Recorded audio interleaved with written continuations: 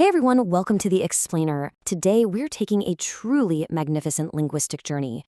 We're going to travel all the way from the muddy, grueling soil of a local ancient farm, straight up to the eternal flow of the cosmos, and finally reaching for the divine itself. And the best part? We are doing it all through the incredibly versatile lens of the ancient Greek language. But right before we jump into the texts, we absolutely need to establish our architectural framework here. This specific, fascinating linguistic journey we're embarking on today is entirely authored and curated by Professor Mestri Gilbason Gomez Bento. It's his masterful selection of texts that's going to guide us through these vastly different tiers of ancient human thought. Okay, let's dive right into this. Here is our roadmap. We'll start with curating the ancient world, then meet Δικαιόπολις the farmer, and explore his heavy burden of labor. Next, we'll shift to Heraclitus and constant change, reach for the divine with the good news of Luke, and wrap it all up with the legacy of the language. Part 1. Curating the ancient world, the foundation of Western thought. Section 2. Meet Δικαιόπολις the farmer, grounded in the everyday. Now, you might be wondering, why does this specific collection of texts even matter to us today? Well, by moving through these carefully curated pieces, we're literally uncovering the linguistic roots of modern logic, religion, and storytelling. We start right with the everyday. Take a look at Δικαιόπολις, represented here carrying a calf across his shoulders. This image perfectly grounds us in his reality, a reality totally defined by hands-on, physical agricultural work and, well, basic survival. To truly understand his world, we need to hear what his life actually sounds like in its native tongue. So I am going to read this foundational text from Athenaze chapter 1 alpha in full so you can really absorb that authentic, rhythmic cadence of ancient Greek. Just listen to the music of these words. O Δικαιόπολις Ἀθηναῖός ἐστιν. Oϊκεῖ de o Δικαιόπολις ouk Athenaze, ἀλλα en tοῖς ἀγρոῖς. Aŭdorgos gar ἐστιν, gεωργεῖ ton κλῆρον, kai ponεῖ en tοῖς ἀγρոῖς. Hαλεπός de ἐστιν o vίos, o gar κλῆρος ἐστί μικρός. Macros de o pόνος. Pone o Δικαιόπολις, kai πολλάκις stενάζει, kai λέγει, o zeu, hαλεπός ἐστιν o vίos. Ἀπέραντος gar ἐστιν o pόνος.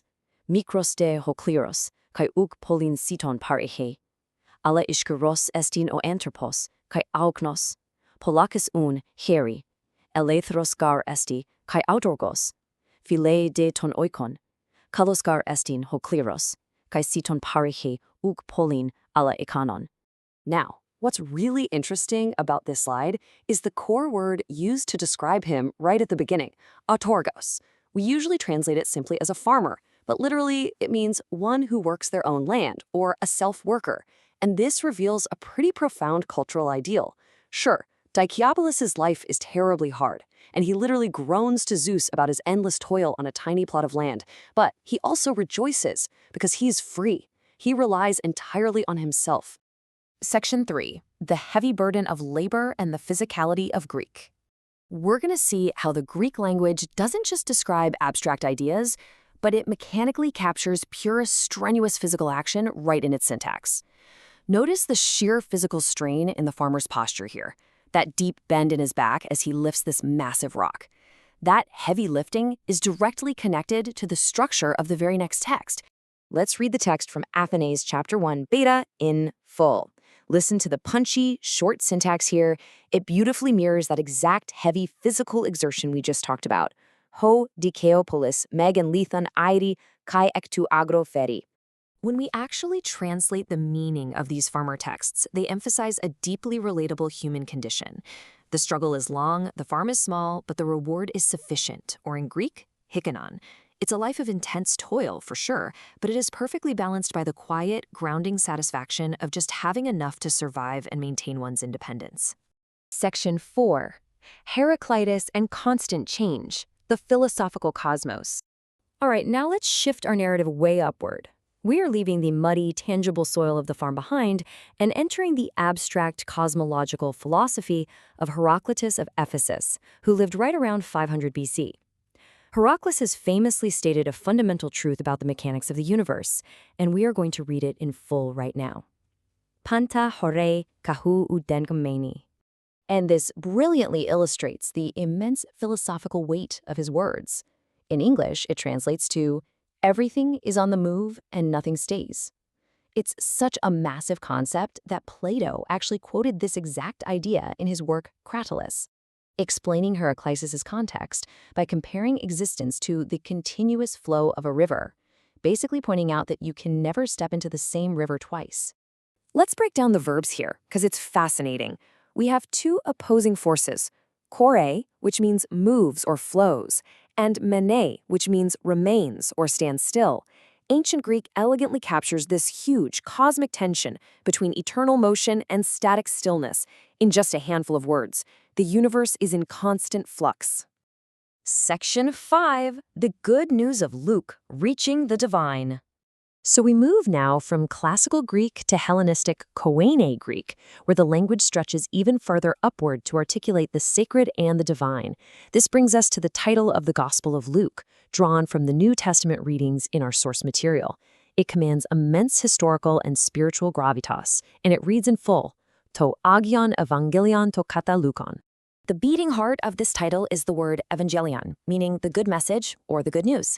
And what is absolutely mind-blowing here is that this Greek compound of good and message was directly translated into the Old English phrase good spell, which, you guessed it, is exactly where we get our modern English word gospel. This ancient language is literally echoing right into our modern vocabulary to this day. Section 6. The legacy of the language and why this matters today. So the crucial point is this. We've covered a ton of ground today, but how does it all connect? Well, we have just taken a spectacular journey from the mundane, sweaty earth of a Greek farmer up to the philosophical cosmos of Heraclitus, and finally to the divine heights of the New Testament. This really highlights the sheer, unmatched versatility of ancient Greek to uncover enduring human themes of labor, change, and hope.